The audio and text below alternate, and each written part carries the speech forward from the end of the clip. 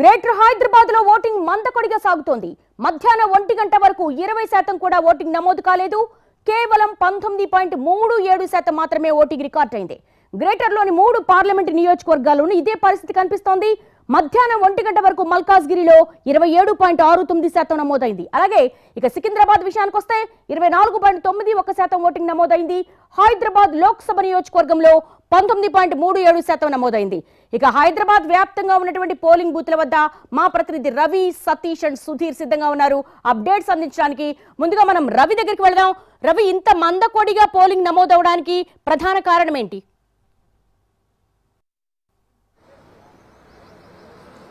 దేవి, ముఖ్యంగా ప్రతిసారి ఎప్పుడు ఎన్నికలు జరిగినా, అసెంబ్లీ ఎన్నికలు కావచ్చు లేకపోతే పార్లమెంట్ ఎన్నికలు ఎప్పుడు జరిగినా బంజారాహిల్స్, జూబ్లీహిల్స్ లో తక్కువ ఓటింగ్ శాతం నమోదవుతూ ఉంటుంది.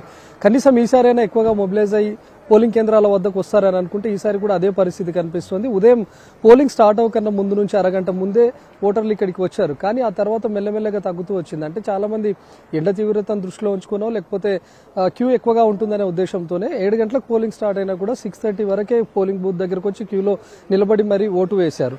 ఇదే స్థాయిలో పోలింగ్ ఉంటుంది అని భావించినప్పటికీ 10 తర్వాత పూర్తిగా తగ్గుముఖం పడుతూ వచ్చింది. ప్రస్తుతం పోలింగ్ సిబ్బంది ఓటు వేసేయడానికి వచ్చేటటువంటి జనాల కోసం, ఓటర్ల కోసం ఎదురు చూడాల్సినటువంటి పరిస్థితి కనిపిస్తోంది. కనీసం ఎప్పుడు వస్తారా ఓటు వేయడానికి అని ఎదురు చూస్తున్నటువంటి పరిస్థితి. మనం చూస్తున్నటువంటి ఈ వేలోనే పోలింగ్ బూత్ కూడా ఉంది. కనీసం ఎవరూ లేరు. అడపాదడప అప్పుడు ఇప్పుడు ఒకరిద్దరు వస్తున్నారు. ఇక ముఖ్యంగా సెలబ్రిటీస్, ఇందులో సుమంత్ తో పాటు మెగాస్టార్ ఫ్యామిలీకి ఓటున్నాయి. సుమంత్ పొద్దున్నే వచ్చి తన ఓటు హక్కును వినియోగించుకున్నారు. ఆ తర్వాత మెగాస్టార్ చిరంజీవి తన భార్య సురేఖతో పాటు కూతురు సుష్మితతో వచ్చారు.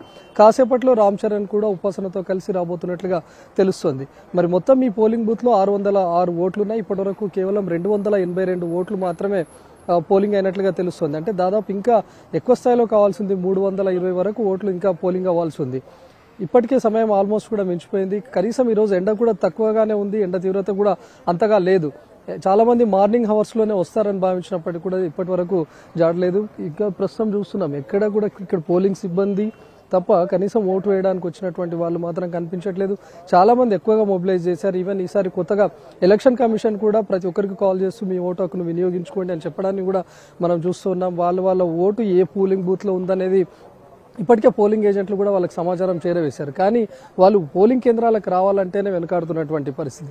ముఖ్యంగా చాలా మట్టుకు చూస్తే ఈ బంజారాహిల్స్, జూబ్లీహిల్స్ ప్రాంతాల్లో ఉన్నటువంటి వాళ్ళంతా కూడా పోలింగ్ డేను హాలిడేగా భావించినటువంటి పరిస్థితి. ఎందుకంటే అటు శని, ఆదివారాలతో పాటు మండే రోజు కూడా హాలిడే కలిసి వచ్చింది కాబట్టి 3 రోజుల పాటు ట్రిప్ను ప్లాన్ చేసుకున్నటువంటి వాళ్ళు కనిపిస్తూ ఉన్నారు.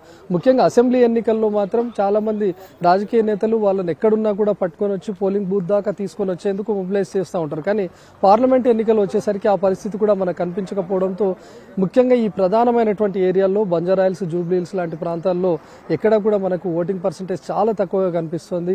కనీసం ఇక్కడ పోలింగ్ ఏజెంట్లు కూడా ఇప్పటివరకు ఎన్ని ఓట్స్ నమోదయ్యాయి లేకపోతే ఎంతమంది పోలింగ్ బూత్ వరకు వస్తున్నారు అనేది కూడా చెక్ చేసుకునే పరిస్థితి కూడా కనిపించట్లేదు. ప్రస్తుతం ఇక్కడ ఉన్నటువంటి సీన్ చూస్తేనే అర్థమవుతుంది. 606 ఓట్లు ఉన్నప్పుడు కేవలం 282 మాత్రమే పోల్ అయ్యాయి.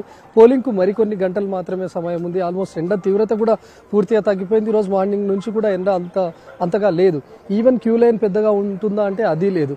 మరోవైపు సెలబ్రిటీస్ ఉండేటటువంటి ఈ జోన్ లో కనీసం ఇక్కడ ఎలాంటి అడ్డంకి ఉండదు. ఎవరైనా సరే ఓటు వచ్చి కేవలం 5 నిమిషాల్లోనే తమ ఓటు హక్కును వినియోగించుకొని వెళ్లేటటువంటి పరిస్థితి కూడా ఉంది. అయినప్పటికీ ఎవరు మాత్రం రావడం లేదు. కానీ కొంతమంది మాత్రం ఫ్యామిలీస్తో వచ్చి వాళ్ళ ఓటు హక్కును వినియోగించుకొని మీరు కూడా ఓటు వేయండి అని చెప్పే ప్రయత్నం చేసినప్పటికీ ముఖ్యంగా చాలా మంది ఇళ్లలోకి పరిమితం అయిపోయినటువంటి వాళ్ళు, మరికొందరేమో ఈ టూర్ను 3 డేస్ హాలిడేగా భావించి ప్లాన్ చేసుకున్నటువంటి వాళ్ళుగానే మనకు ఎక్కువగా కనిపిస్తూ ఉన్నారు.